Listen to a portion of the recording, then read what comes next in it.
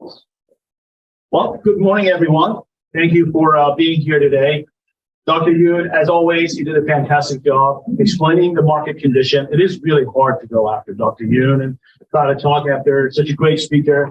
As they say, there are two types of speakers. You're either nervous or you're a lawyer. Okay, so if you lie, it's fine. So I'm just going to be open and honest with everybody. I think it's great that since 2019, this is the first time that we get to see your faces in person, and it's a great feeling. There's nothing like in-person meeting, being able to see people. I've got some numbers. I want to start by just doing a quick review of what happened in 2022. A lot of it you heard from Dr. Yoon. Hadi had some great questions. I just want to go over that and put it, like Hadi said, in a funny way. I just go through the slides and tell you, okay, great year. Just start, great news. We had a record-breaking year for North Carolina and South Carolina region as far as jobs and investments, both. Like Dr. Yoon said, some of the markets, they have not seen the years that they had pre-COVID, but we've definitely surpassed. If you look at all the stats, I'm going to start with North Carolina. Amazing year, unparalleled success, almost 29,000 job creation in 1 year. We had about $20 billion of investment. In looking at number one state for business, I'm sure a lot of you saw that on the headlines in the CNBC News, that North Carolina was selected as the number one state for business. Great accomplishment for our region, for sure. We had some new businesses, new gains, over 182 businesses recruited to the North Carolina region. I put in three of the biggest investments. How many of you know these companies? Raise your hand. Great. Just going to go over quickly. VinFast is automotive industry, biggest investment, $2 billion, almost 7,500 jobs. Boom is in the aviation industry, and Lilly is a pharmaceutical business. Like I said, there's over 180, but I'm just showing you what the region has done to attract a lot of businesses, companies. South Carolina, amazing year for the state, a record-breaking year, over 14,000 jobs, $10 billion of investment, and 120 new projects. Most of these investments in South Carolina happen in the automotive industry, and primarily on the electric vehicle. Just in the past 6 months, the state has added about 3,300 jobs. They're doing a fantastic job in the state. It's becoming a hub for all the automakers, especially electric cars. And these are the top three big investment firms that have moved to South Carolina. Redwood Material, they build lithium and ion-based batteries. Of course, you guys all know BMW. They've been there in the market. They've created a lot of jobs, but they have new projects that are worth over $1.7 billion in investment. And Envision is a company based in Japan. They're actually owned by Nissan Automotive, another company that is in the auto industry, in the electric vehicle. So a lot of activities is happening in our market. But Dr. Yoon said this market, as far as jobs, the market is on fire. Our region, South Carolina, North Carolina, we are not only a destination for people to move in because we've got great places to live, great schools, we're also creating a lot of jobs. We're attracting a lot of businesses. Look at the top 5 destinations in the United States for people to move. Two states in the top 5 in the Carolina region. How great is that? And here's some information about the moving company, North America. Of course, these stats are different. We're definitely in the top 5, but I want to show you that one of these large trucking companies, moving companies, they had South Carolina as the number one state as far as inbound people are moving to. 68% of all the traffic this company had was families and people moving to South Carolina. The second on the list is North Carolina, 64%. And of course, we have Tennessee, Arizona, and Florida. Let's talk about our stats, what you guys did. We closed $2.47 billion in real estate. Give yourself a round of applause. I think we can good numbers. We've heard about people talking about the majority of the markets are down about 20%. So these numbers are great. These numbers are to be proud about. You guys did a fantastic job. We helped over 5,600 families and clients last year. So this number was about 10% down compared to what we did in 2021, but still amazing transaction. We are at 444 agents, 16 branches. And I'm not trying to age you guys here, but I think this is important. As we're talking about going through the cycles in the industry, RE/MAX executive average experience for people in the industry is 18 years. We have a group of professionals here, people that have seen cycles in the business, and they understand how it is to go through the curve. And that's important. Let's look at the local markets. Nothing funny here, Hadi, by the way. So, start with the Charlotte market. We got all the counties here listed just to show you what is happening. The contracts in the Charlotte market as of end of the year were down about 20%. Closing-wise, number of closings 15%. This trend is going to continue for at least another 3 months. And you're going to see the transactions are down. And just like Dr. Yu mentioned, I think the interest rates are going to be lower than what they are today. But I've got more slides to talk about that. But if you're feeling the market is slow, it's happening in the market. Look, it's not you. If you feel like your clients are not calling you and people are nervous, this is happening across the board. Pending contracts in December were 37% down in the Charlotte market. But still, Charlotte was named the hottest market by Zillow. And this was about 2 weeks ago. I'm sure you guys all heard it on the news, on the headline. We are definitely on the map. And when we talk about Charlotte, we're talking about Charlotte MSA, talking about all the regions and what I just showed you as far as all the counties. Here's a quick look at Asheville market. Almost identical, 15%. As far as closings are down about 15%. Contracts are down 19.4%, almost 20%. So North Carolina regions, generally, when you look at the total number of closings in 2022 versus 2021, we finished the year about 15%, versus sales are about 20% because there was bigger impact in the last quarter of 2022. There's a snapshot for Wilmington market, 33% down in December as far as closing. But when you look at overall 2022, the year, there's almost a 20%. Cape Fear MLS market right here, 15.4% down for the year. But the property valuation is up. A quick look at South Carolina market. So we had South Carolina markets in general, they perform better when you look at the number of transactions and closings. We had a dip in the total number of transactions, but not as much as North Carolina.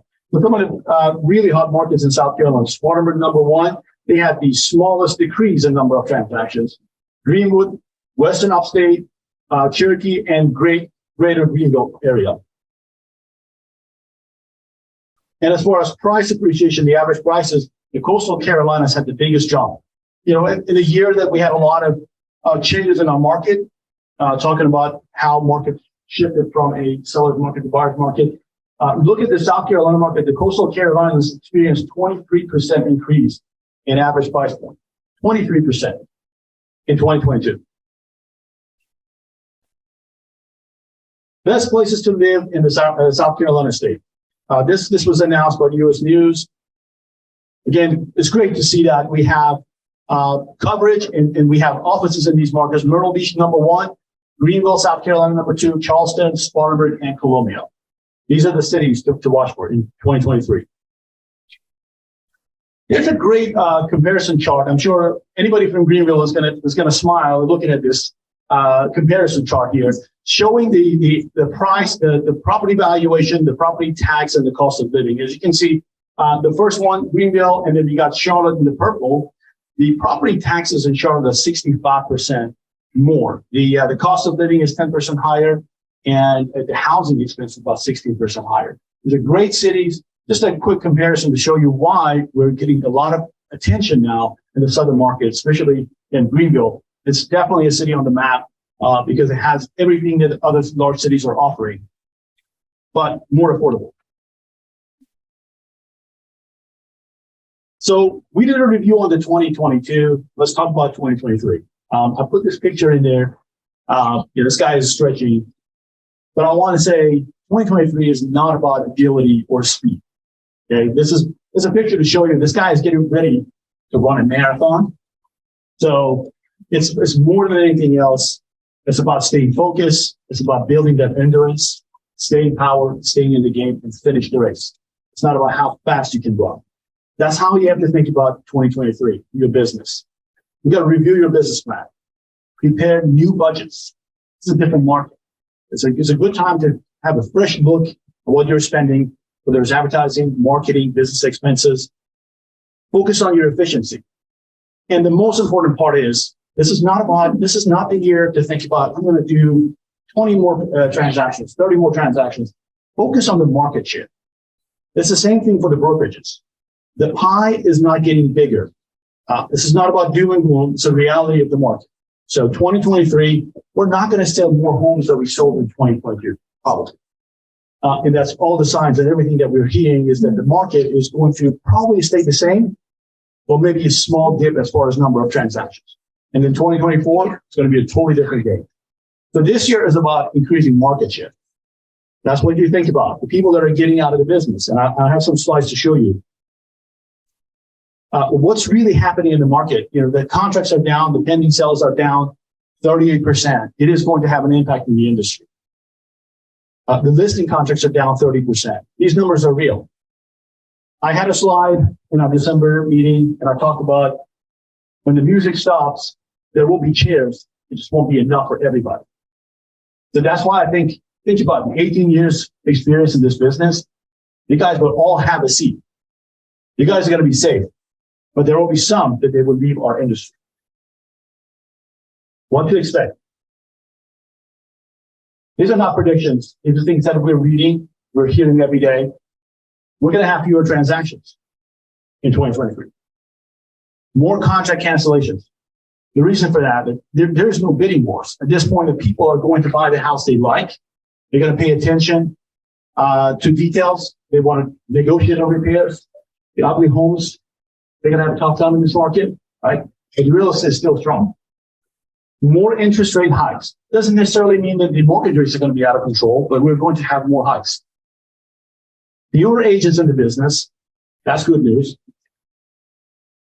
Right? 5% growth in home prices. So everybody that we heard from Dr. Yoon, nobody's talking about the drop in the home valuation. We're going to have growth, but at a smaller rate, steady. And 3% inflation by end of the last quarter for this year, which will be great. That's the prediction. Again, focusing on the market share, not necessarily doubling your transactions. Here's why we think that the bargaining power is going to be more in the favor of the buyers. In the market where the rates are still elevated and people are uncertain about the economy because of all the talk, there's probably going to be more contract cancellations, but we are in the control. We have to be in the driver's seat. The Fed announced that they're going to have more hikes.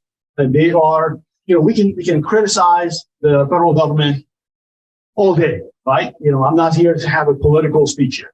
What I want to share is that it's very difficult when you think about all the people that have come out, the chief economists of this bank, that bank, everybody's talking about, the government, they acted too late, they waited too long to start implementing these thoughts. They have a narrow vision, which is probably in the equity market. They're talking about the stock valuation, the treasury market. It's a big picture in here, right? So what I see is that they've done a good job. At the end of the day, when you think about, we were dealing with almost 10% inflation rate, right? We all remember that. It was 6 months ago. We're looking at 10% inflation rate. And what they've done today is that they control that. That was a funny slide, by the way. They control that down. There's nothing worse than inflation for any nation. I think you would all agree. Inflation means that your money is basically evaporating overnight. Your money doesn't worth what it is the next day. So we have to get that down and talk about the egg inflation. This is one area that I disagree with Dr. Yoon. I don't know where he's getting his numbers. The inflation in Charlotte is actually 186%. So according to Hani, we got chicken population problem. But this was an official title on the Charlotte Observer. But going back to the inflation, look, we've done a great job. We're down to 6.5%, 6.4% inflation. I think with a few other rate increases, not as severe, not as big as we had in the summer last year, I think they're going to be able to bring this down to about 3%, 2%, and that's what we've had historically. Dr. Yoon talked about this. I don't want to go over this and rehash it again. This spread between the 10-year Treasury and the mortgage rates have always been about 1.7% to 2%. And because of that panic in the market, that spread has been higher. The reason I wanted to show you this slide visually, even if you hear another interest hike, if you hear about Fed adding the rate, understand that the mortgage rates can come down at least another 1% to be in a normal market. So even if you have another 25 or 50 basis point increase on the base rate, we can still see the mortgage rates coming down to about 5%. We talk about the agent population. Oh, a lot of people smiling when I said people are going to be out of the business. A lot of agents are going to leave the business. Yeah, I know. It's great, right? This is Brian Buffini's forecast. He thinks that by end of this year, we're going to have 200,000 agents out of the business. And they're the ones that probably not going to pay their dues by end of this month. But it's going to happen along the way as the transactions. I thought that I want to show you this chart. I love looking at the realtor membership data, which is on NAR website. Just log into that page, scroll all the way down to the page. You can see this number live. We are at almost 1.6 million realtor members as of today. When I got my license, in 2006, I got licensed, and I was looking at the total number of people in the business was over 1.4 million. And at that point, I told Hadi, "You sure it's a good idea to be in real estate business? There are too many realtors in the business." That was my question. Now, look what happened when we went through the hardship and the market changed. In 2007, we were at 1.4 million, and it got dropped down to almost 950,000 by end of 2012. So we lost about 500,000 agents in those few years in the business. The business was tough. And that can happen again. When the business is difficult, you're going to have a lot of part-time people that they don't have the staying power. They'll be out of the business. And there's going to be more transactions for everybody. The ones that are staying in the business. Here's a proof. RE/MAX Corporate had this slide out just to show that in those years that I just showed you, we had the lowest number of people in the business and also known as the toughest years of business. There was a peak of foreclosure. RE/MAX agents, they did more transactions than some of the best years in real estate, 2020 and 2021. That's the proof. You guys are going to do better. So think about as you're worried about this market, interest rates are higher, inventory is low, it's a tough market, people are worried, there's panic. You guys are going to do more transactions. This is your time. I heard this analogy from David Childers, and I loved it. I thought I need to talk to you about this. This was my favorite quote that I heard. He's the president of Keeping Current Matters. If you haven't looked at that portal, take a look at it. A lot of good insight, good information. The way he explained and analyzed our industry today is that he said our industry is entering a turn. And this guy, he's big in racing. He used to go and watch races with his dad. And what he explained, he said, when you think about all the pros and the people that they have the titles, all the best drivers, all the best race drivers, their skills matter when they get to the turn. Anybody can accelerate in a straightforward way, right? The ones that they leave the race are the ones that they can't handle it, especially when the road conditions are not good. So to think about it, the leaders and the people that are good in the business, as they're entering this turn in the industry, first of all, they slow down. That's the key, right? Slow down. You got to focus, find your lane. And then once you're focused and you're stable, then you accelerate through this. You get to this next straight path. That's what's important. You're going to see a lot of drivers through this curve. I'm talking about people that don't know how to handle this market. They are going to be derailed and they're going to be out of this industry.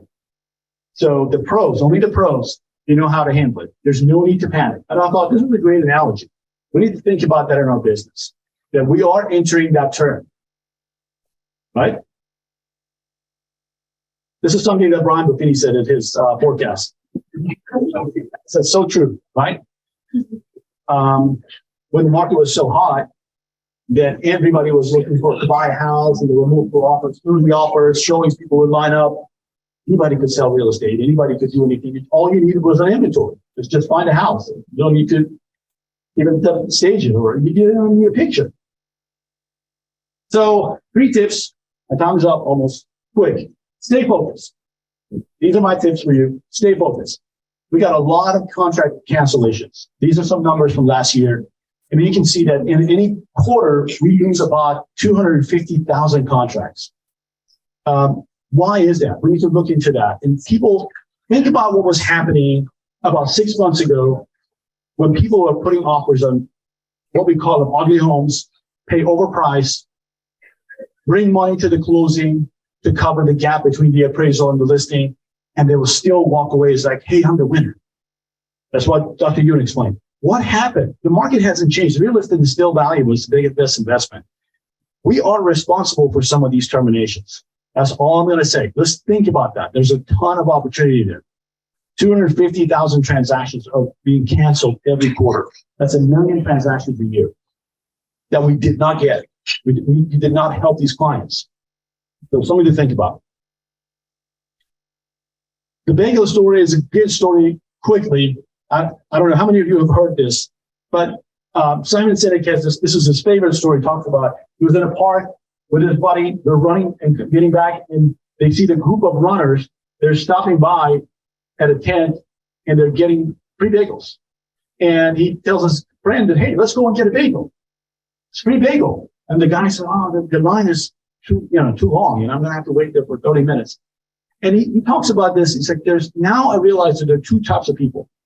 There are people that they see the free bagel and the opportunity, and the people that they see the obstacle, what's between them and the bagel. Don't be that person. Don't be the second person. Control the narrative. There's a lot of drama in the market. There's a lot of talk, foreclosures is coming back. The market is going to crash. You guys need to control the narrative. At the end of the day, focus on these numbers. There are 37 million millennials, populations between 23 and 30 years old. They are going to be your clients. A lot of people out there. Think about almost 17 million buyers that are going to have to buy a house in the next 5 years. It's a lot of people. America is still short 5 million homes. That's why we won't have foreclosures. And real estate is a long-term investment.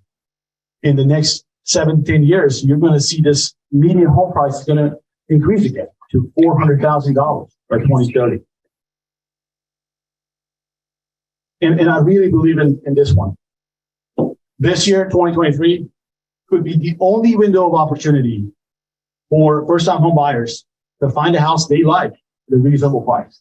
This market is going to change very quick.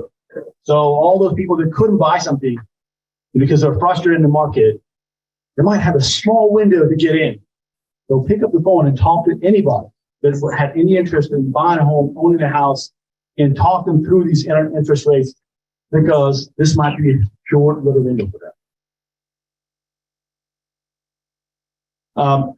Here's a slide from Freddie Mac. I put the Freddie Mac logo at the bottom of it.